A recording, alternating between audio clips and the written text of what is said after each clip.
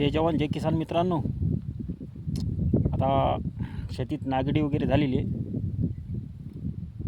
आता जरासं देशासाठी बिन बोलावं माणसानं, आपल्या छत्रपतीसाठी बिन बोलावं. तर चिखला गाव, बुलढाणा जिल्हा, तिथं शिवस्मारक उभारण्यात आलं होतं आणि ते हटवण्याचा प्रयत्न काही लोक त्याच गावातले करत होते आणि महिलाचे कपडे बिन फाडण्यात आले. एका महिलेचे कपडे फाडण्यात आले. खरंच छत्रपतीने स्वतःची जातच धरली होती का?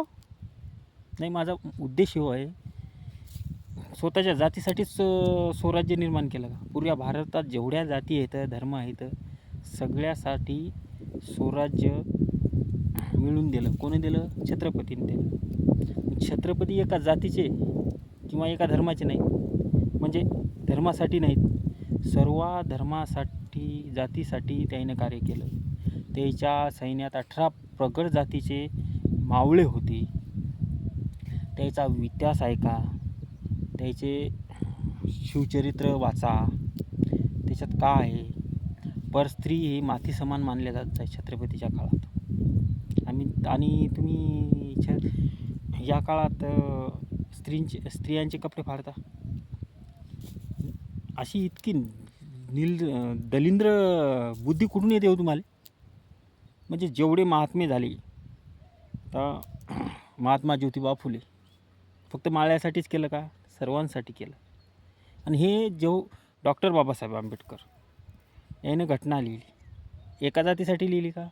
पुऱ्या भारतासाठी लिहिली, व्यवस्थित लिहिली. सर्व गोष्टीच या जेवढे महापुरुष झाले या जगात, त्यांनी स्वतःचा विचार न करता किंवा स्वतःच्या जातीचा विचार न करता प्रत्येक माणसासाठी लढली.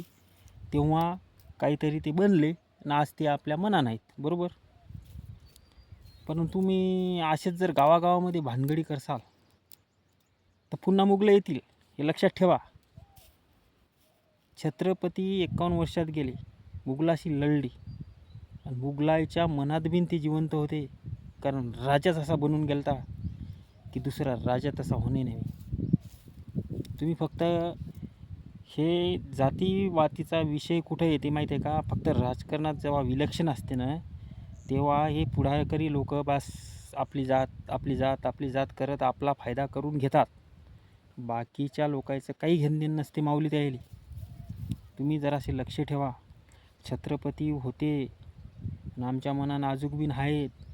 ते होते म्हणून आपल्या मंदिरावरचा कळस, कोठ्यातली गाय, अंगणातली तुळस आणि स्त्रीचे आबरू, ह्या गोष्टी आज आपल्या याच्यात आहेत.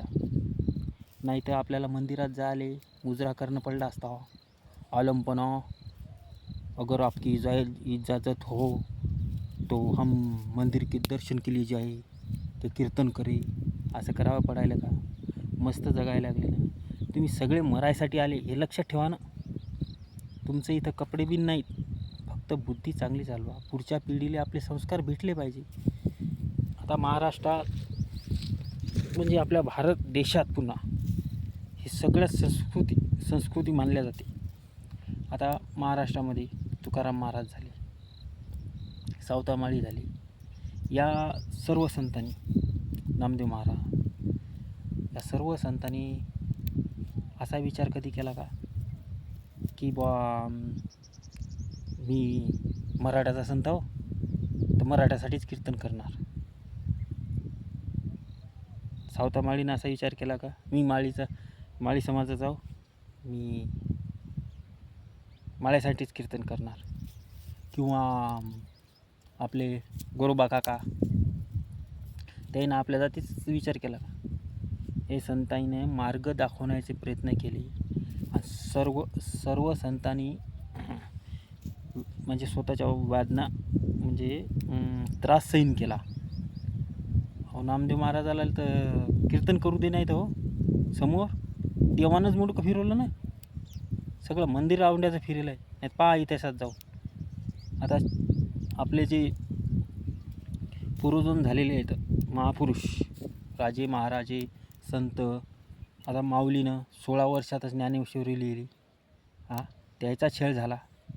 मग तुम्ही सांगा ना, त्यानं जे त्याग केलं, तर मग आपण जर चांगले वागलो तर त्याला चांगलं वाटेल ना हो? की आपण नाही बा भारत देशासाठी काहीतरी लिहून ठेवलं या माणसासाठी.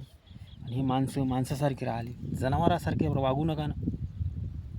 काय गरज आहे तुम्हाला कोणाच्या पुतळ्याची विटंबना करायची किंवा कोणचा उचलाय हे करायचा ते करायचा. हे याच्यानं काय होते, पुढाकरी घरी जाऊन मस्त तेल पोळी खातात आणि आपल्यासारखी चालली यंगरटासारखी त्याच्या मागं कुत्र्यासारखी. म्हणून म्हणतो तुम्ही एक लक्षपूर्वक ऐका माझी गोष्ट. जेवढ्या महापुरुषांनी आपलं बलिदान दिलं ना, त्याचे चरित्र वाचत जा. तुम्ही जयंत्या जरूर करा, मी जयंतीच्या खिलाफ नाही, पण ते कसे वागले त्याच्यानुसार तुम्ही वागा, म्हणजे दुसऱ्याला त्रास नाही होणार. आणि आपला भारत देश सर्वात समोर राहायला पाहिजे, अशीच माझी इच्छा आहे या शेतकऱ्याची.